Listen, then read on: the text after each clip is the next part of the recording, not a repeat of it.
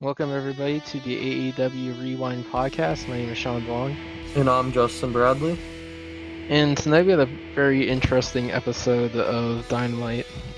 I thought it was a great episode, actually, besides one thing, we'll Mhm. definitely get into it. I mean, if you guys have been listening, you know what our common rants are about, and it won't be a surprise again. Um, but yeah, other than that, a great show, a lot of storylines. Everything else other than that one particular part of the show really developed a lot of storylines into All Out, and it's made me really excited even for next week. And just going forward in general, especially with the crowd. We'll get into that, I'm sure, right Oh away. yes, yeah, because this episode features, for the first time in months, a ticketed crowd. It was great.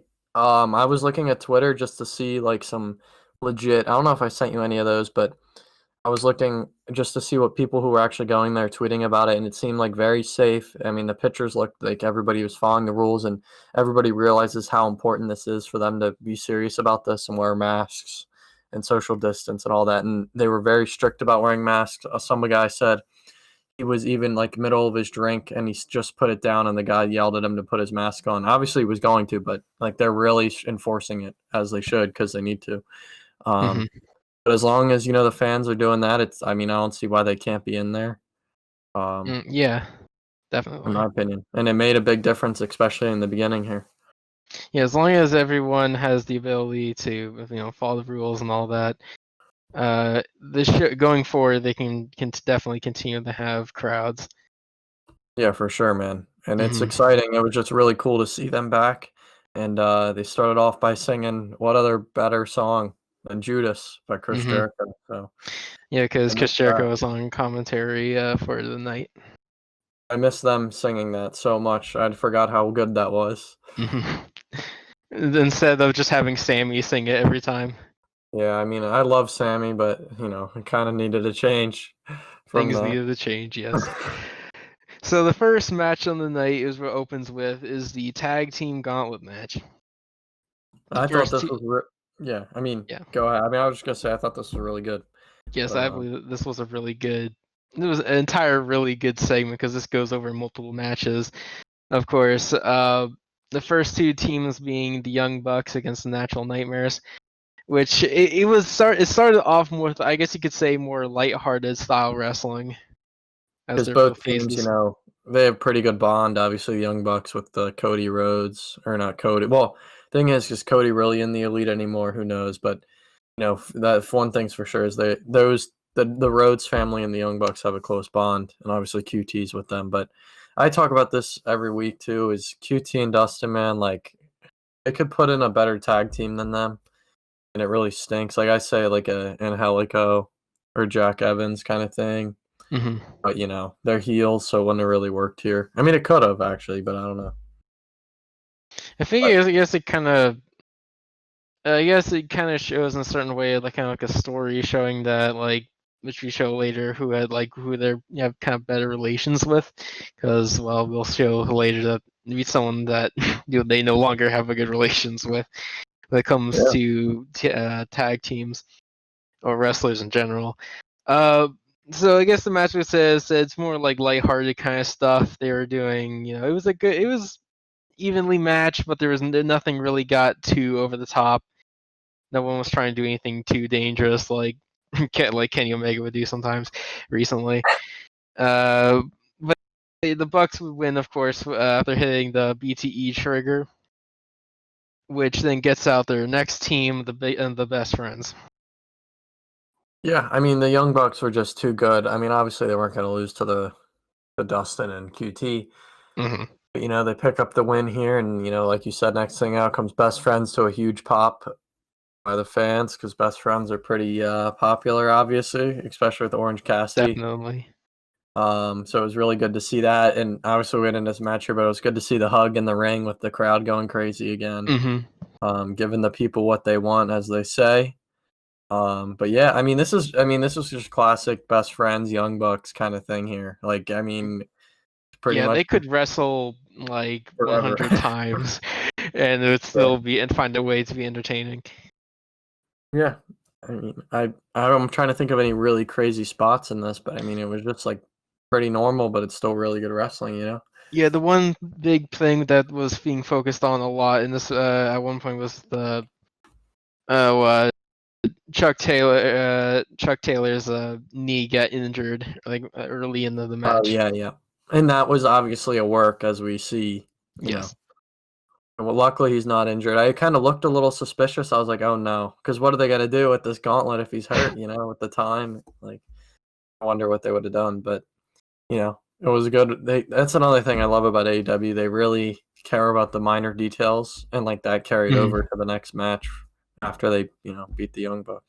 Which, I mean, we'll talk about how they beat the Young Bucks, but Yeah, they yeah, had other spots. I guess you could say is that like the times that the Young Bucks were kind of like doing those like I guess like assisted dives, like how they do like the 450, but they kind of like give a little bit of space from the mat, like so it kind of goes down a little bit farther mid collision. I don't know how else to explain it. yeah. Well, you talking about the one where Matt had, I think it was Chuck Taylor outside, like his feet were on the edge of the ring, and then he was holding his shoulders, and he was like a table basically, and then Nick came Yeah. in and yeah, those are cool spots. I like those kind of things from the Young Bucks. I mean, this is just classic, like I said, classic Young Hmm. Buck I stuff think it was here. like the first time I really saw him do it like that on the outside. Yeah, that was the first time I've seen them do it outside. But yeah, they end up actually losing the match because Hangman caused the Bucks to lose after holding on to, I think it was like Nick's leg, when they're trying to go for the Meltzer driver. Yeah, he came out of nowhere. Like he was just like chilling, I guess, and then came I did in. not know he was there Yeah, he held his leg, and this was when I was like, oh shoot, like they're really gonna ramp this up now. because Um, Trent gets to roll up for the best friends to win. yep, and then they just stare at Hangman, and Hangman kind of wanders off, yeah, I mean he wandered off, and then FTR comes in, which yeah, and at this point it was kind of just like there was like without a doubt that FTR was going to win this match, especially with oh the point yeah, that they were emphasizing that Chuck Taylor's knee was hurting and all that. And it was like, well, of course FTR is going to win. you know what I just thought about too? They're really hiding the Young Bucks FTR thing still because they Yeah, did they that are. also because they didn't want FTR and the Young Bucks to get in the ring together, which also is important there that they did there because that would have been a wasted thing if they fought them in a gauntlet match instead of like a legit just straight up tag team match. Yeah, in Um, my opinion, you'll fight for the tag titles, which it kind of gives away my opinion on what the tag title match at All Out is gonna how that's gonna end. yeah, and I'm looking forward to it. That's going to be a hell of a match. You got Because kind of you got. I mean, just say the names, and it's like, yeah, that's gonna be a barn burner. Mhm. So, As I said, FTR gets the win after Chuck Taylor taps out to a knee bar from the yeah, win. just working the knee, doing the heel tactics. It's pretty clear that they're heels now, and Tully's on their side with the cool jacket. I Mhm. mean, can't really get much better than that. Yeah, so of course now FTR are the number one contenders, and like I said, like I mean, personally, I feel like FTR is gonna win. I mean, No, it's yeah, just I mean, it's the thing setting is up. though, yeah, well, yeah, setting up the Young Bucks. But the thing is Hmm. though, Hangman's a big piece in this whole thing, you know? Because if Hank are the FTR just playing Hangman, just like like messing That's with true. them this whole time and like not actually cool with them. And then when he gets Yes, turned on by that's true. everybody and then he's by himself and he has like a babyface run or something like that. Because I believe, yeah, because I feel like this is getting to that point where it's starting to set up, like, because we have yet to see how Omega has been feeling about what happened tonight. So we'll have to see what happens next week. Yeah. I Yeah, mean, because what were you gonna say? I feel like this entire time, Omega has been siding himself more with the Young Bucks. So seeing that the Young Bucks are mad at Hangman now, and Omega has been mad at Hangman for weeks, I feel like he'll kind of more side with them. But Omega's been turning heel on everybody right now with how he's been aggressively attacking people. Yeah. So if I had to predict right now after tonight, what's going to happen. If I had to predict or put money on it, I feel like Young Bucks and Kenny are going heel. They're turning on Hangman. And then Hangman's going to be like, okay, well, I'm going to join FTR. But then FTR is going to turn on Hangman. And then Hangman's going to be by himself, which is going to lead him to a babyface run, which is just, I mean, it's he's a babyface. And, I can see it. I could see that happening. I He's can left definitely alone see with that nobody. happening. Because Um, it does really feel like that, because he is like this guy who's kind of like, he was friends with one group, he's friends with another group, and now it really seems like they could just both turn on him. Yeah, because the FTR could just be using him to get the titles. Like, they could have told him to hold the Young Bucks, knowing that they might lose against the Young Bucks in this Gauntlet match. But then just be like, they're just using him just so they can get the belts. I feel like I kind of saw that with how last week when Hangman got kind of like confronted FTR and about the whole thing with them attacking the Rock and Roll Express, when they kind of tried to ease him away from like being mad at them.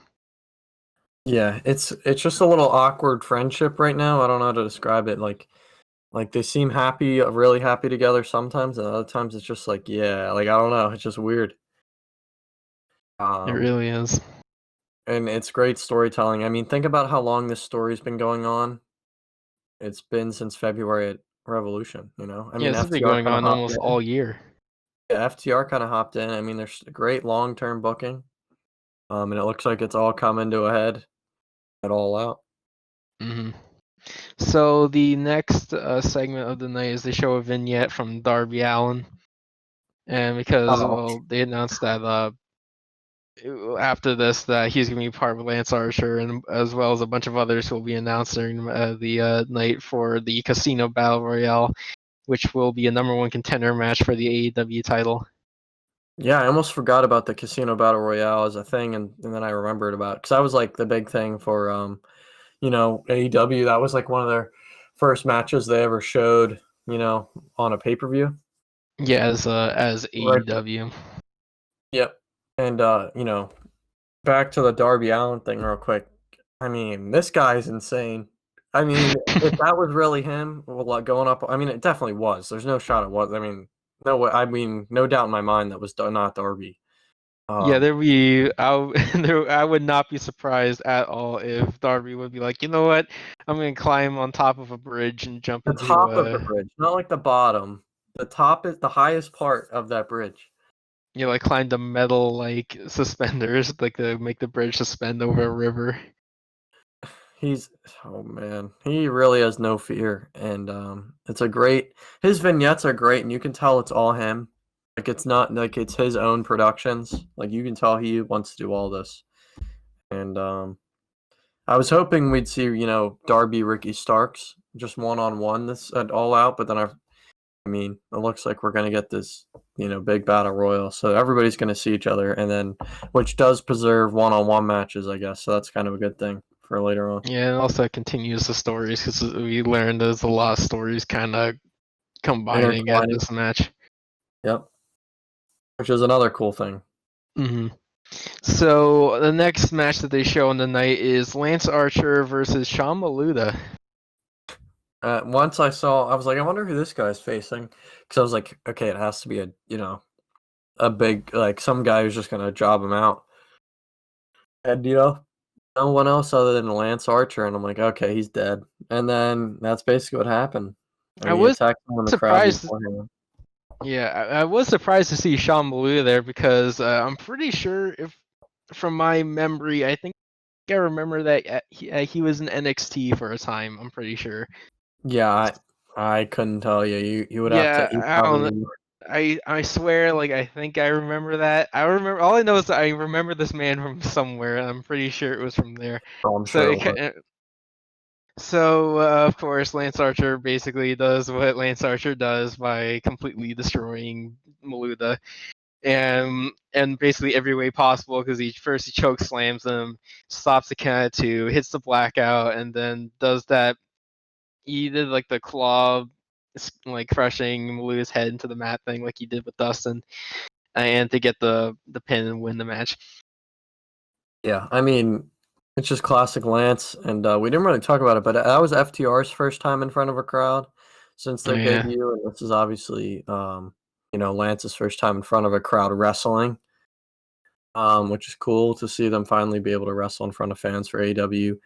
But man, he is really good, and obviously, what after the match is probably definitely more important. But yeah, you could do so much with this guy, and they're just getting started with him. I mean, they had the Cody thing, but obviously, as we hear about later, I mean, think about all the possibilities who he could wrestle. Yeah, because after this, they have a promo from Jake Roberts that doesn't last too long. Basically, he just points out that there's going to be like 20 men will enter the ring, and Archer better win, basically. And he kind of asks him if he can win, and then feeding Lance is like people getting thrown into a wood chipper. But then this lets Brian Cage and Taz and Ricky Starks come out. And Taz says that Lance won't win because somebody from Team Taz will win. And then immediately right after that, Darby Allin comes out and jumps Ricky from behind, and then basically he literally kicks him out of his shoes. Real quick though, dude, Ricky Starks has a great fashion sense. Just saying, I mean, he's always coming out in the coolest clothes with all the swag, which Ricky's been incredible since he came here. Great on the mic, great. He's just a great character, and he's a lot of potential. Like he's gonna be really good for this company, like now and definitely in the future. And then Brian Cage, just wearing jeans and no shirt on. So the two different types of fashion going on. Maybe he can learn a little bit from Ricky. But I mean, this was just chaos. He doesn't and have it to, was though. kind of awkward, a little awkward chaos with Jake. He was just kind of falling on the side of the ropes. Like, I don't know, it was really weird. But then, Brian Cage and Lance had the stare off, which would be crazy. That match would be good. Yeah, that would be a pretty good match if that happened. Yeah, but like I said, the opportunities are endless. Lance could face any three of those guys in the ring. He could have faced Darby, he could face Ricky, he could face Brian Cage, and they'd all be really good matches. Yeah, that's what also I kind of like about what A's and W has been doing whenever these these battle royal kind of matches that come up. That they always find ways to fit in. Like they make it the whole entire match into a story.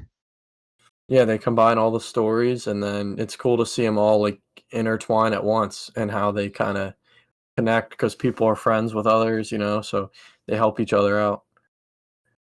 But with this casino battle royale, now that I'm just thinking about that, I'm sure we're gonna see somebody debut. Now, who that is, I don't know, but Probably, yeah. I'd hope like Rusev. That's my only one person I want now, right? Like as of right now, is Rusev. I can think of. I don't know what his thing is with wrestling right now. I've sometimes heard that he wanted to stop wrestling, and then sometimes, or you might. I don't know. It's kind of wrestling business is wild. If anybody had the debut, I hope it's him. Yeah, but it could be literally anyone because AEW could get anybody. Could be a lot of people. Adam Cole? No. Nah. His contract is coming to an end here. I don't know if that got fixed or not, but it's gonna be a fun time pay-per-view. And it looks, I mean, they're just building, and this is only the beginning of the show, basically, and we're getting all this stuff right in the beginning. So after this, they cut to MJF on a walker, struggling to get to the ring. Just, I mean, again, classic MJF as usual with this whole thing. It's funny how he needs a walker now with this. Yeah, because he never really needed the walker in the first place because he's just a neck injury. Before last week, so I mean, I don't know, but there's just classic like presidential kind of stuff going on here. He was yelling at that kid.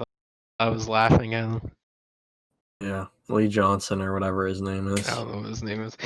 But afterwards, they have a preview for the women's title where they kind of show a video showing the past of what Thunder Rosa has done in the NWA, and they kind of put over the fact that this is AEW's women champion versus NWA's champion, and they kind of they even had voiceover from Billy Corgan, the owner of NWA, talking about how big it is.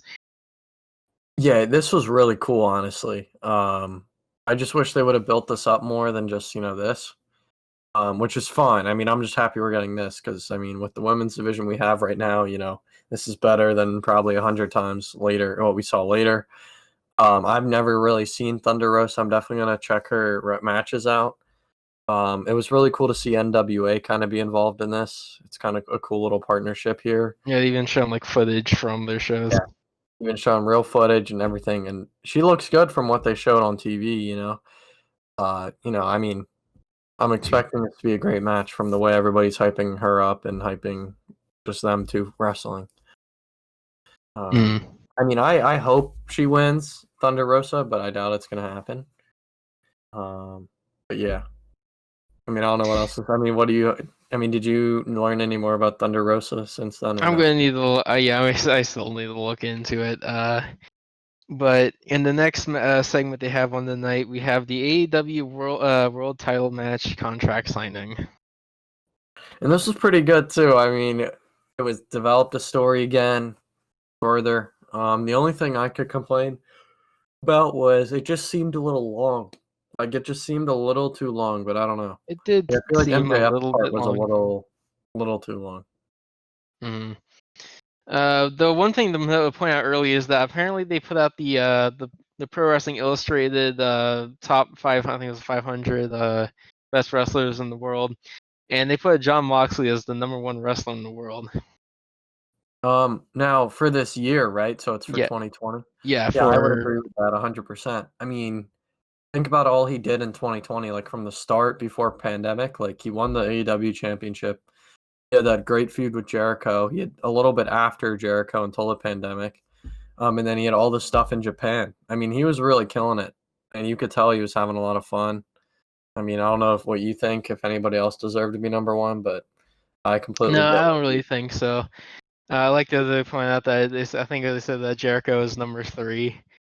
Yeah, I mean, I would agree with that. I mean, who do you know #2 or no? You just heard I that. don't think I know who #2 is, but off the top of my head, who I think it probably would be is like maybe Drew McIntyre because he's the current WWE champion. That Yeah, just would make more sense to me. But I don't know. I'll have to look into it. okay. Yeah, I'm gonna look into it right now. WI.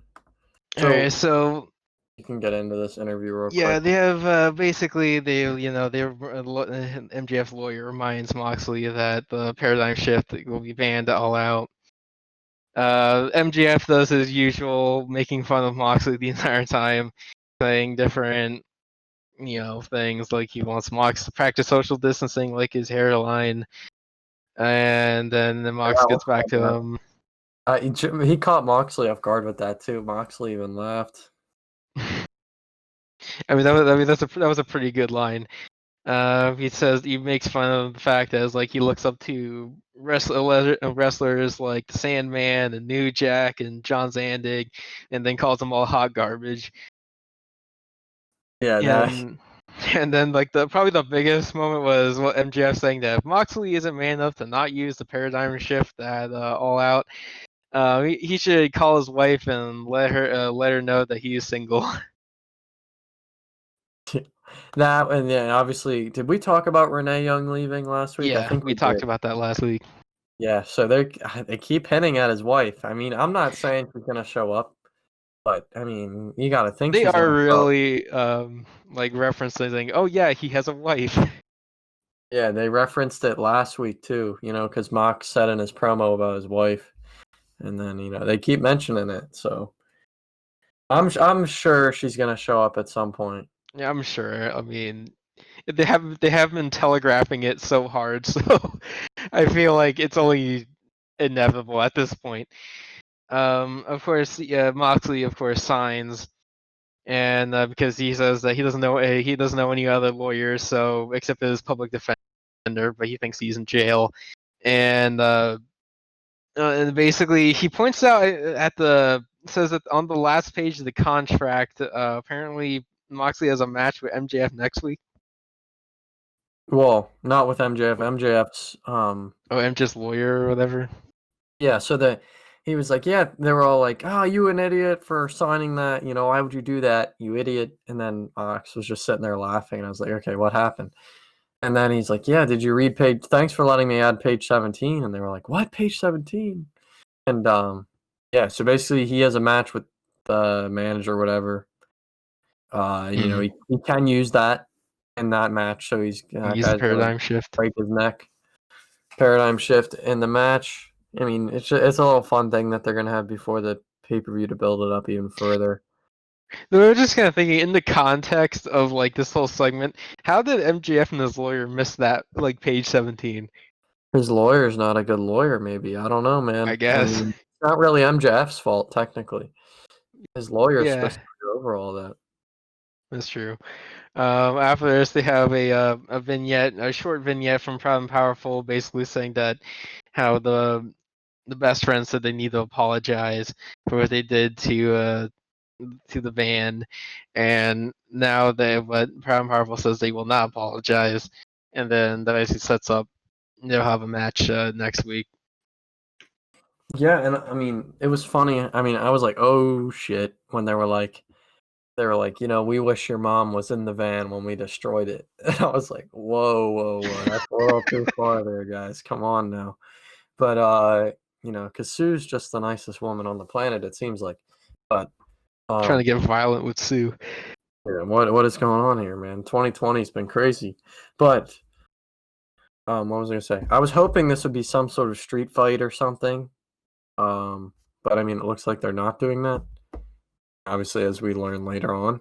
But this is a great little feud. I'm sure, you know, they've had matches in the past. They've been good, but I think this one they're going to tear the house down.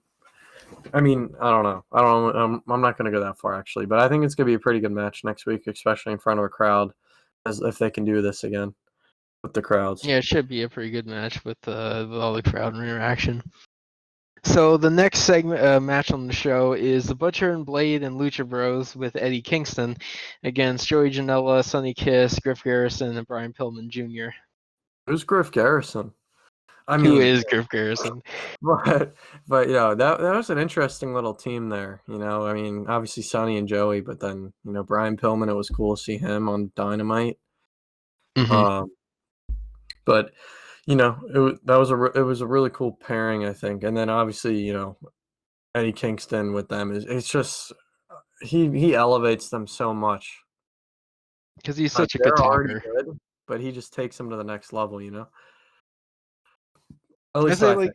Yeah, it was. I don't think it wasn't really like it wasn't a bad match, but there wasn't. I wouldn't say there was too many like things to point out with it. Oh, I don't think it was a bad match, but I mean, obviously this was just really to put over, you know, those four and then Eddie. Yeah, definitely. Because that's what they say later is that they're all of them are going to be in the Casino Battle Royale. And that's another story in this Battle Royale. That, you know, it's going to be really cool to see all these combine, all these stories. You get to see how all five of them are going to be able to, like, you know, be in a match together like the Battle Royal. Yeah, and I mean, I'm sure like this might be a little short kind of faction. Like I could see this splitting up at All Out. Well, they did before this match. They had a like a Eddie Kingston like little like a promo kind of right before it, where he says that this isn't a stable, but they're just guys with a history. Yeah, so I think this is something's gonna boil, like bloods are gonna boil. You know, people are gonna get pissed and then realize it's a solo basically event or match, and I think that's gonna be the downfall. But in this match, the Butcher and Blade and Lucha Bros win after Pentagon pins Brian Pillman Jr. to win the match for their team. Yeah, I mean, nothing. I mean, Lucha Brothers came out hot with the, you know, the dives to the outside and the slaps and all that. You know, I mean, it's just always great to see them on TV, and hopefully they can get a title push sooner rather than later. Yeah, because it would be great to see him with the tag titles. Yeah, I mean, any of these tag teams, really. I mean, even Butcher and the Blade, I wouldn't mind, but obviously, I think that should be down the line a little bit. Yeah, because they're starting to really earn their keep. Yeah, a lot of these guys, even Best Friends, you know, there's so many great tag teams. We talk about this every week. I mean, it's Tag Team Appreciation Week all the time, in my opinion. But, you know, great stuff here from the, you know, whatever you want to call it. Do they have a name? No, they're just Butcher and Blade and Lucha Bros. They're just like a Yeah, he Just said friends. they're not as stable. They're just guys with a history. They're just best friends. Okay, but yeah, I mean, I don't know what else you have to say about this. I hope Joey. I mean, actually, we do learn that Joey has a match next week, but I hope Joey Yes. kind of gets a little bit more of TV time sooner I hope than later. Brian Pillman Jr. also gets more TV time as like a That's true singles as well. guy. He has a lot of. He's been on Dark a lot. I don't watch Dark anymore because it's kind of boring knowing what the results are going to be before the matches start. Also, I kind of don't really have all the time to watch all the I don't stuff. really have the time either. So next they have this is the part where they would announce what's the current situation with Cody, which basically they just kind of say that he's still kind of injured and has injuries on top of injuries basically. Yeah, And then we have he's gone. yeah, basically. So we have the probably one of maybe my favorite moment of the entire show. The basically Evil Uno and the Dark Order come out to celebrate, which is part. This part is just I fantastic love in my this. opinion. I love this. It's so cool to see how much the Dark Order have like developed. Because remember how everybody was like, "Oh, the Dark Order's kind of weird. They should stop it." And now they're like ahead of the company. Like they're one of the top things in the company right now. And it was really cool to Like see the BTE world and then this kind of collide, like for once. yes, it really collided a lot in this segment It's so funny. because they Uh, bring up like well Alan Angels has a tie on or just like a no tie shirt. over a no shirt. They Well, they bring up brought up the the casket, which I was like, "Oh yes, shoot," like, "Oh, are we getting dark here?" But obviously, not really. They kind of made some no, funny jokes out of it. because they bring Uh, up the fact that Stu bought 2 cars on his dream list, and Mr. Brodie Lee bought not like 1, 2, 3, but 6 lawnmowers. Which, even if you though, watch BTE, it's just to make fun of Hangman for not yeah, having even though he has lawnmowers. nothing to mow, he has no yard, and he has like, I guess he's an apartment or something. I don't know, but he has no yard to mow. He So, just bought the lawnmowers to make fun of Hangman for not having a lawnmower. yep. Uh, but obviously, they open the casket. I mean, you can get into what Evil Uno says here. Yeah, because they said it was Pretty basically like, "Where is Cody?" And they kind of hint that maybe he's inside the casket, but no, it was just 10 was inside the casket with like they had like a jacket that kind of was reminiscent of like what the Nightmare Family's jacket is, and had a fake like Nightmare Family tattoo on his neck like Cody does. Yeah, that was really funny. A little cool. That was a really cool idea they did, and he just got up and they all started laughing. Mm. Um, I don't. I mean, And then when this, they then introduced when Brody, right?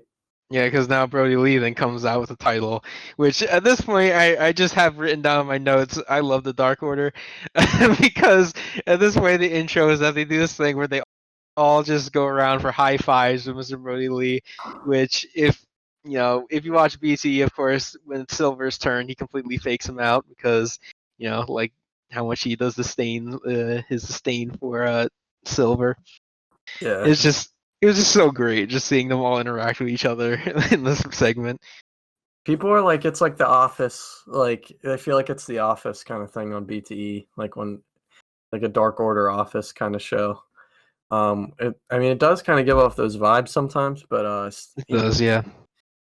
what's his name? John Silverman. What a character! It's so funny also to see him on BTE how he can hardly not laugh, like break character, and like same with on here. You could tell he couldn't stop laughing at some points because it was just so funny. Yeah, he's one of those guys that you can tell that like you just laugh all the time, Yeah, like he's just at a any happy guy. joke. So we have the other things we have here is like he does bring up the like how Brodie originally said that like everyone originally laughed at them, but now they're at the top of the company now. And like there's entire time, every time Brodie was done saying something, like the Dark Order would start, like the rest of the Dark Order would start a chant like "Cody sucks" or Yeah, like wrestling. "You deserve it." Yeah, that was so funny because it was just like a small circle of them saying it. Like there, and then obviously we'll And you get can into. clearly hear on the outside the boos. Yeah, those were evident. I mean, this was Brodie Lee's first time with crowds, Hmm. which is, Crazy to think about too, how long ago that was that he debuted. Same with Matt Hardy too. Yeah, Matt Hardy's first time in front of the crowd, which was good because you get to hear some of that crowd reaction with his matches. But yeah, back to Dark Order. What really matters tonight? We have Appreciation. Brodie says that they buried the Nightmare family and the open challenges are a thing of the past now. No more independent wrestlers can come, and that was funny. I like that. And they kind of formally introduce Anna Jay as a new member of the Dark Order. They give her like number 99. I wonder who's gonna be 100. If that's a thing. But I mean, yeah, that was really cool. Obviously, we'll get into it here, but somebody interrupted this whole celebration Anna Jay introduction. Yes, because John Silver, in his excitement, grabs the mic and tells about how much he just loves Brodie Lee, and then of course Brodie just knocks him out with like a punch. You're the man, Brodie. You're the man. He's like giving them support, but Brodie's like, "All right, Silver's done." Just knocks him out. Oh, man, this is just BTE is gonna be so good again. They need their own show. This is true. Everyone's been saying they need to do a Dark Order being the elite, but maybe it'll be coming eventually. Yeah, I'm sure it will happen. So we have at the end of this segment, we have Dustin comes out to try to fight the Dark Order, and QT tries to fight as well. Scorpio Sky comes out to try to fight off the Dark Order, and Matt Cardona joins at the end to finish off the fighting with the Dark Order. Yeah, I mean, now honestly, after Brodie winning the title, I was expecting, some singles match here with Brodie for the belt at All Out, but I mean, obviously we'll get into what the match was announced later, but I mean, this was just kind of like, I get why Dustin and QT were there because they beat him up last week, but like Scorpio is just kind of there, and I mean, I get Zack Ryder because that's Cody. Like Scorpio, I felt like just was kind of there, I could see almost being the first TNT challenger for Brodie Lee could be Matt Cardona. Obviously, I don't think he won't win, but I feel like that could potentially be the first challenger. Yeah, I don't know where they'd go. I don't think it's gonna be Scorpio Sky again for quite some time. Yeah, I don't think so. That's why I think they're probably gonna go with Cardona. Yeah, I mean, yeah. I'm excited to see what they do with this title, man. I mean, if this is what they do for just one night, man, I mean, yeah, it's going to be fun. I mean, obviously they're going to be more serious at All Out, but I'm sure they're going to have something in store after All Out. Yeah. So the next segment of the night is an interview with Hangman, which as soon as they get to try to talk, the Young Bucks immediately interrupt them. They start really tearing down Hangman by saying that he's insecure, and they say that he's nothing but a drunk. They throw his drink they had in his hand in his face, and then they kick out Hangman from the Elite. That was shocking. I was surprised they did that. When they said you're out of the Elite, I was like, oh no, here we go. But yeah, this is where I'm thinking that Hangman's just gonna be by himself because I mean we saw him look in the mirror. That's what I think too. And he was just looked hopeless. Because he broke that, he punched the mirror in anger. But yeah, I really think that idea of him being solo at the end of all this, I could definitely see it. Yeah, I mean it would be perfect for him too because he can be on his own 100% with the crowd. With all, I mean, you could easily do it. You should do it, in my opinion. But this was crazy. I mean, Hangman's been in the Elite for a long time, ever since Japan. He's been a member for many like years. many years. And they called him an alcoholic. They threw alcohol in him, didn't they? Right? They threw out. Yeah, that's what I said. That's when they said he called him a drunk, and they threw this drink back in his face. Yeah, and that's the thing is like if you're a big Hangman guy, you're gonna hate the Young Bucks after tonight, which is why I think you got to turn him heel because He's like people are gonna like the Young Bucks after what they did to Hangman, Yeah, because it was a very heel thing for the Young Bucks to do. It's very, very crazy. I mean, I was shocked. Another great storyline, obviously progressing after what we saw in the beginning of the show. Hmm. And we'll have to see what Kenny has to say. Obviously, he is a big voice in the Elite. Yeah, And he's the Cody, same. He wasn't on the. Cody's in the hospital or something. I don't know where Cody is Yeah, right now. Cody's gonna be out for probably a month, maybe. Yeah, and then I'm sure he's probably going to come back as a heel, if I had to predict. I But I don't don't know know. what they'll do with It'll be, him. I don't know, man. A lot of cool stories going on.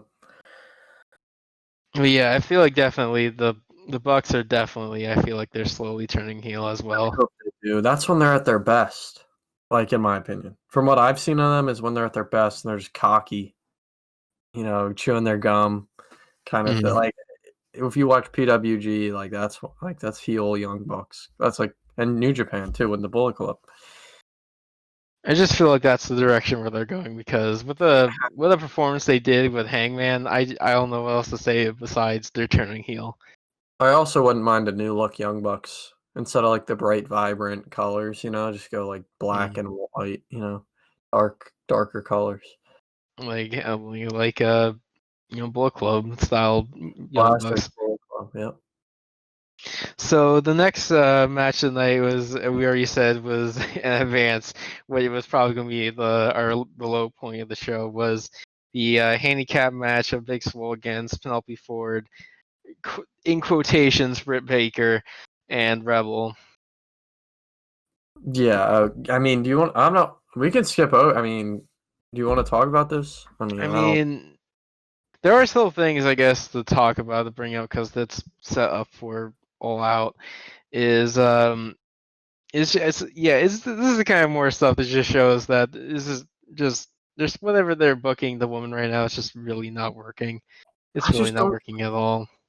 I see. Tony Khan's a really great guy. Obviously, great, great wrestling mind. And I don't get when he sees this. He's just like, yeah, like let's keep doing this. Yeah, it's like I don't know if this is okay anymore, but how this goes is basically Swole basically wins the match after they where Rebel tries to use the crutch that Britt Baker had, and it hits Penelope Ford in the face, which Swole gets the pin on Ford to win.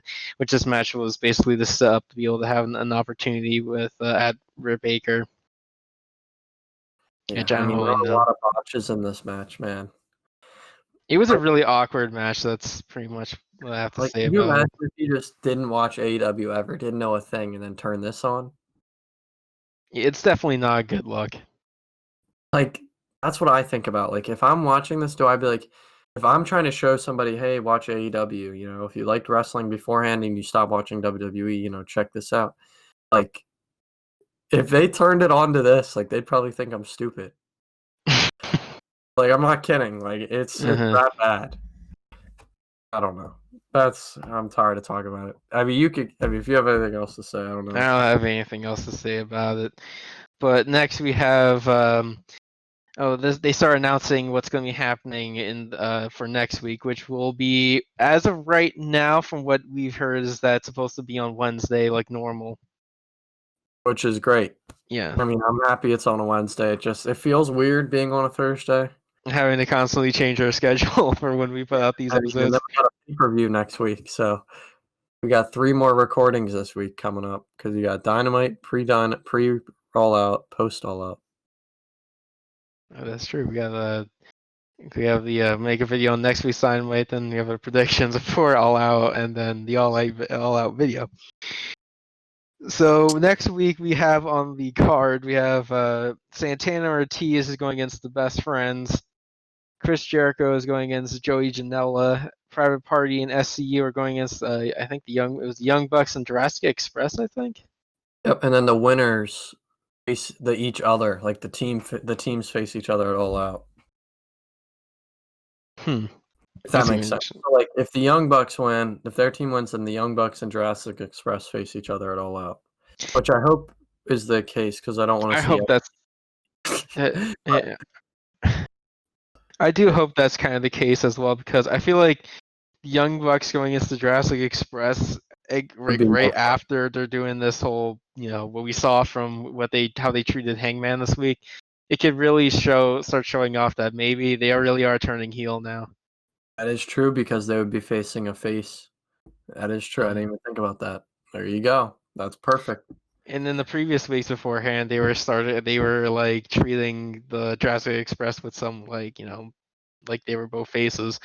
So maybe maybe this could show off a change. Not to see. I hope so. I mean, I Yeah, don't so, mind the Young Bucks' faces, but with what's going on, you have to turn them. yeah, definitely with all this with this Hangman story. So they cut away to show the Dark Order once again, but this time they're with Anna Jay, and they tried to give it looks like a Taya Conte with a like almost like a membership for the Dark Order, and she basically agrees. I mean, basically, I mean, that was pretty much what happened. It's another, I mean, again, she kind of looked at it weird. I mean, she didn't really, I don't think she officially Yeah, joined, she didn't really fit like yeah, I she guess it's basically kind of like just Colt kind of Cabana. Like, she might just be hanging out with the Dark Order. I don't know. could be because they kind of said like she was she was Anna Jay's like tag team partner with the whole tag team thing. So maybe it is just like a hangout kind of deal, like with I Colt mean, Cabana.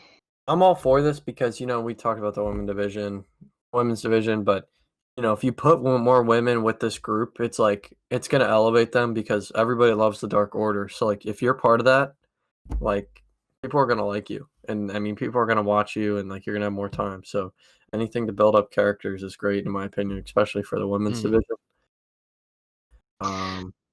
Yeah. Yeah, so now the main event of the show is the tables match between Sammy Guevara and Matt Hardy.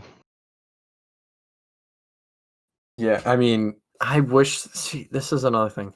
You gave us less time because you wanted to put the Britt Baker thing on TV. Like, you That could is have had true. this match a longer match with Matt and Sammy. Like, this match got the job done. I liked it, but you could have had a lot more time, a lot more fun with this, in my I opinion. felt like this match could have been a lot longer. Yeah, It could have been they like could 15.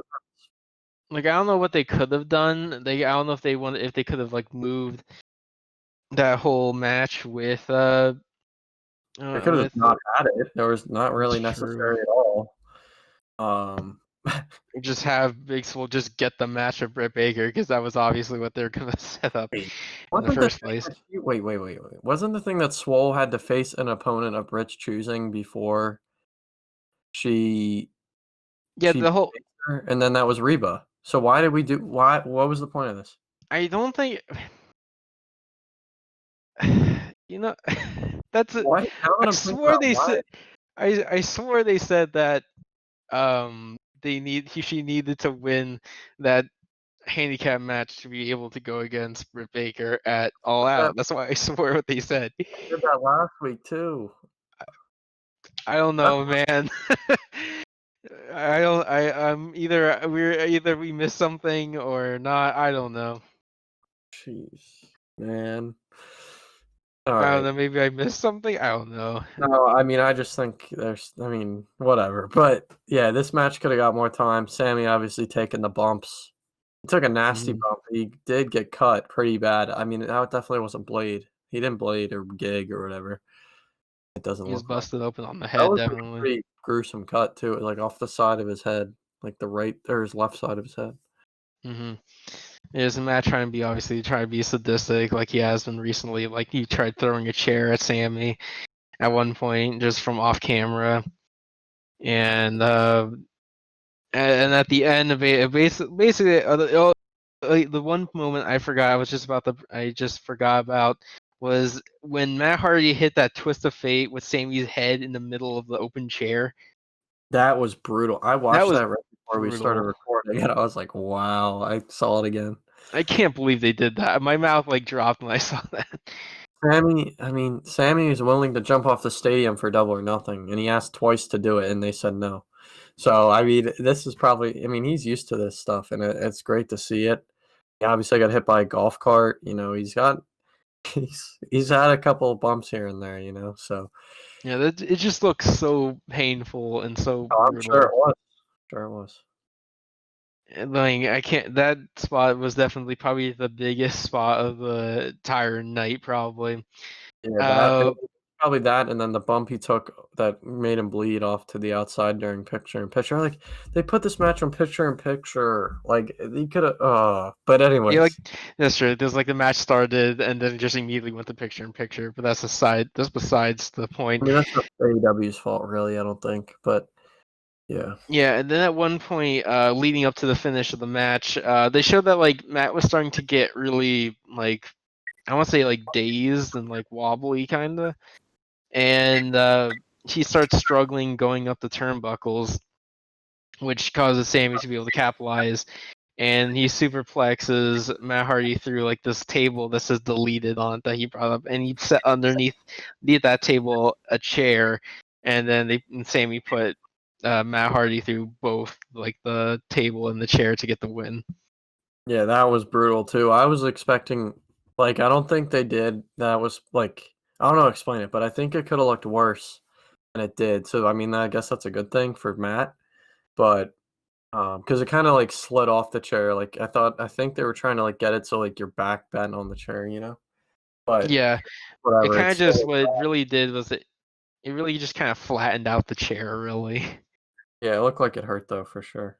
Oh yeah, of course it hurt. Like, I'm Um, sure that did not feel good. yeah, of course, going through a table and the Yeah, chair is gonna hurt no matter what. I think I could go through a table, but I don't know about a chair under the table. Underneath the table.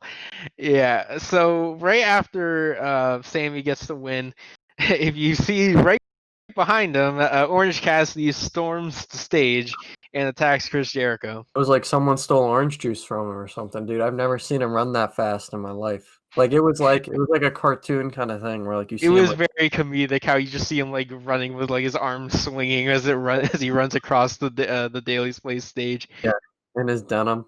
And the crowd popped for Orange Cassidy. That was the first time they saw him in a long time. Yeah.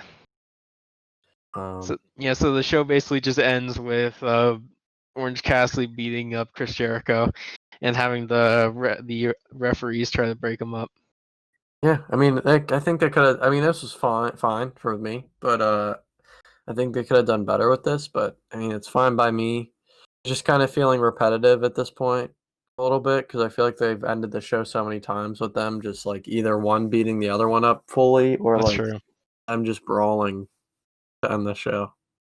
Yeah, they did that a lot, especially with the first two times that they faced each other. Yeah. Which I So don't mind 'cause I like Jericho and Cassidy, so I'm not gonna yeah. complain. But like for somebody who kind of gets annoyed at those things, probably it can get a little old.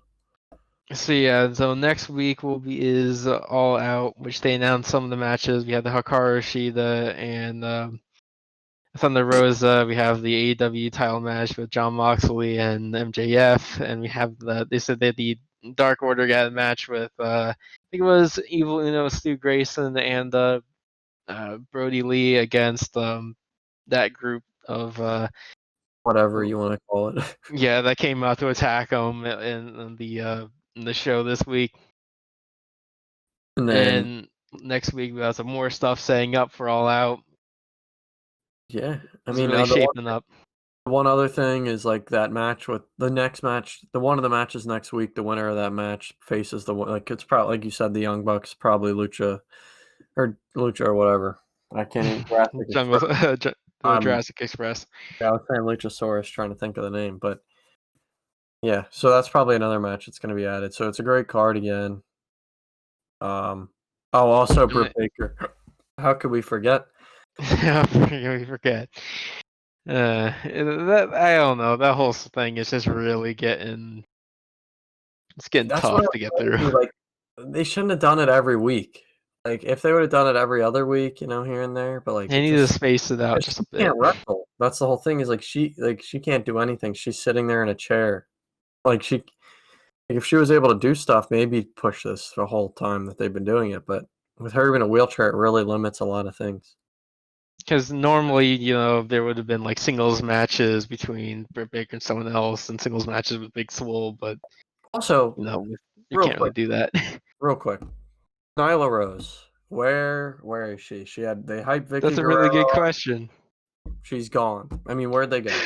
Eh, that's so true. Yeah, and we need Abaddon to come back.